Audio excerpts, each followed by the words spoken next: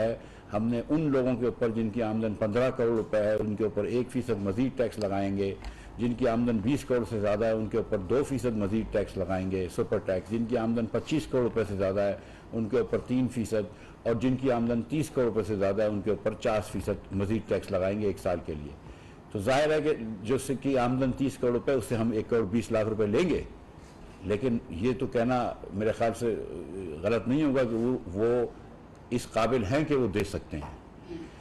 और खुशाइन बात यह है कि अल्लाह की मेहरबानी से जब हमने इसके अलावा भी हमने कुछ सुपर टैक्स लगाए कुछ इंडस्ट्री के ऊपर ज़्यादा, जिसकी तफसील मैं कल दूंगा इसके ऊपर, और उन जो ज़्यादा टैक्स लगाई इंडस्ट्रियाँ उसके अंदर सबसे पहले मैंने शुगर के ऊपर टैक्स लगाया, जो वज़ीर आज़म के बेटों की भी कंपनी है उसके ऊपर भी मैंने टैक्स लगाया। हमने कोई ऐसा टैक्स नहीं लगाया जो हमने और लोगों के ऊपर लगाया तो अपने ऊपर नहीं लगाया। वज़ीर आज़म के भी टैक्स बढ़ जाएगा और मेरी कंपनी का भी कम से कम 20-25 करोड़ रुपए से टैक्स बढ़ जाएगा।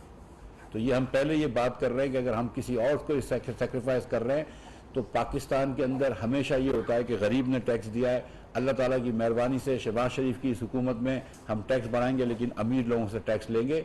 और ये जो आपने मुल्क के अंदर हमने जो हर वक्त पैसे लेने होते हैं, 4 साल इमरान खान की हुकूमत रही है, आप ये देखें कि कितना डेफिसिट बढ़ गया।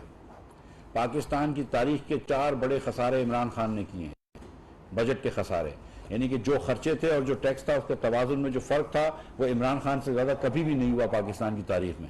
और जब आपने 25,000 अरब रुपए का कर्जे पे आप आए थे और 45 पे छोड़ के गए, यानी कि पौने 4 साल के कलील अरसे में आपने 80% कर्ज पाकिस्तान का बढ़ा दिया, तो फिर आप कैसी बात कर सकते हैं खुद मुख्तारी की, जब हर जगह जाके आप लोन ले रहे हैं, हर जगह जाके आप जिसको कभी पैकेज बोल देते हैं कभी डिपॉजिट बोलते हैं, तो फिर कौन सी खुद मुख्तारी है? असल खुद मुख्तारी तो जब होगी जब बजट खसारे यहाँ पे ख़त्म होंगे, असल खुद मुख्तारी तो जब होगी जब आप पैसे आपको लोन नहीं लेने पड़ेंगे। तो हमने पहला बहुत बड़ा मुस्बत कदम उठाया। पाकिस्तान की तारीख में इतना प्रोग्रेसिव टैक्सेशन बजट नहीं आया अल्लाह की मेहरबानी से जिसके अंदर आज हमने ये किया है।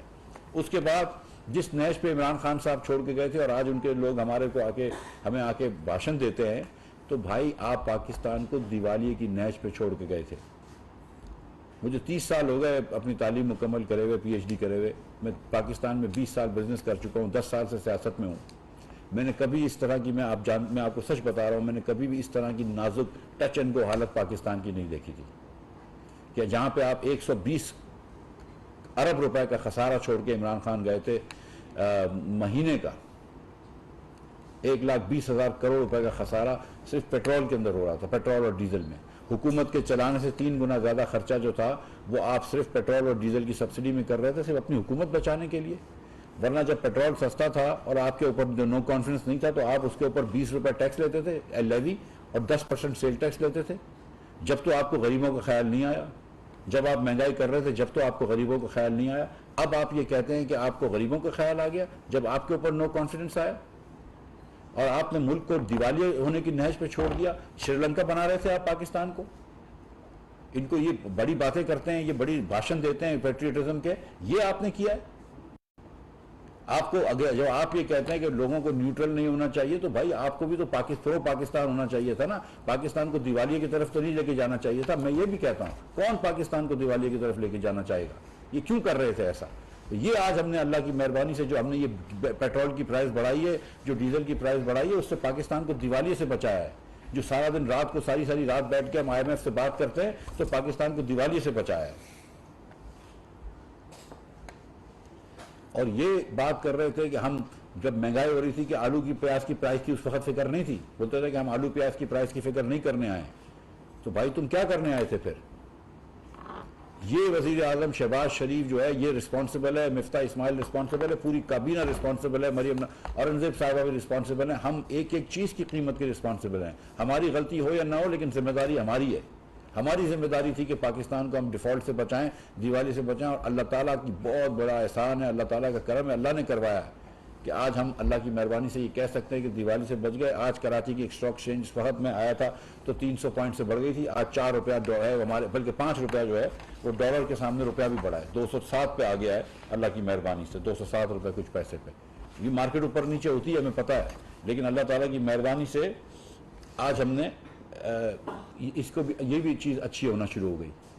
ये भी मैं बताता चलूं कि कल चीन ने एक 2.3 बिलियन डॉलर्स थे, यानी कि 15 बिलियन RMB, जो इनकी करेंसी होती है चाइनीज युआन, उसका लोन अप्रूव किया है। कल हमने साइन कर दिया था, गुज़िश्ता दिन परसों हमने साइन कर दिया था, गुज़िश्ता कल जो है वो चीन के बैंकों ने साइन कर दिया और मुझे उम्मीद है कि शायद कल के दिन में वो पैसे ट्रांसफ़र हो जाएंगे। कल नहीं हुए तो पीर को हो जाएंगे, लेकिन बहरहाल ये चीन के पैसे जो हैं वो साइन हो चुके हैं। 2.3 बिलियन डॉलर का एक लोन है। साथ साथ चीन ने एक बड़ी और भी चीन का मैं शुक्रिया अदा करता हूँ। मैं आज सुबह उनके एम्बेसडर से मिला भी था, ट्रेजरी अफेयर्स से, कि वो एक हमारे सेफ डिपॉजिट्स चाइना की हुकूमत के यहाँ रखे हुए हैं, उसको भी उन्होंने कहा है कि जो जून में जो ड्यू हो रहे हैं और जो जुलाई में जो ड्यू हो रहे हैं वो खुद री रोल किया। और ये चीन की बड़ापन ये है कि हमने कहा भी नहीं था इनको कि री रोल करो, उन्होंने खुद से कर दिया। तो ये भी मैं इनके लिए बहुत शुक्रगुजार हूँ। और ये मुझे बताइए कि इमरान खान साहब इतने गरीब परवर बात करते हैं अपने आप को, हालांकि मुझे कभी उस पर चलो मैं ही बहस करता हूँ मैं कि कौन कितनी चैरिटी करता है, लेकिन इस पे मुझे ये बताइए कि 4 साल तक इमरान खान के ज़माने में चीनी की कीमत कम क्यों नहीं हुई? शहबाज शरीफ, हमारी हुकूमत जब गई थी तो 55 रुपए की चीनी थी, हम गए और उसके 3 महीने बाद 70, 80, 90 हो गई। 150 रुपए की चीनी हुई है इस पाकिस्तान में, हुई है ना पाकिस्तान में 150 रुपए की चीनी।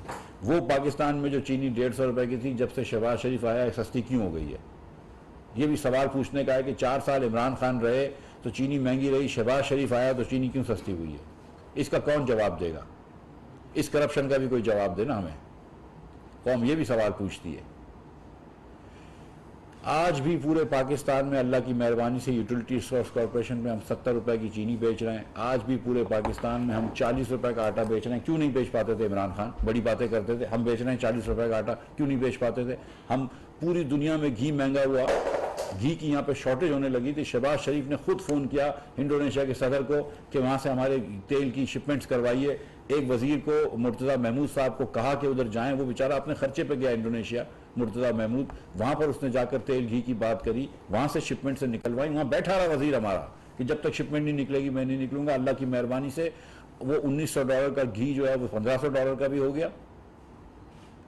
और आज घी आलमी इंशाल्लाह पाकिस्तान में सस्ता भी हो जाएगा। और जो घी महंगा हुआ है $550, ₹550 का, $650 रुपए का घी था, आज भी यूटिलिटी स्टोर्स कॉर्पोरेशन में हम $300 का दे रहे हैं। तो इमरान खान क्यों नहीं दे सकते थे? जब आप बात करते हैं कि आपको महंगाई का डर है, महंगाई से आप बुरी लगती है, आप लगते हैं कि आपको गरीब का डर है, दिल में दर्द है, तो फिर आप क्यों नहीं कर सकते थे? वो जो लंगर खाने की बात करते हैं, मैं अक्सर ये कह चुका हूँ कि सैलानी वेलफेयर ट्रस्ट था, वो भी सैलानी के पैसे होते थे। इमरान खान की ने कभी हुकूमत का 1 रुपया नहीं लगाया था उसके अंदर लंगर खानों के लिए भी। तो आप मुझे ये बताइए कि क्यों इमरान खान साहब ये चीज़ें नहीं कर रहे थे?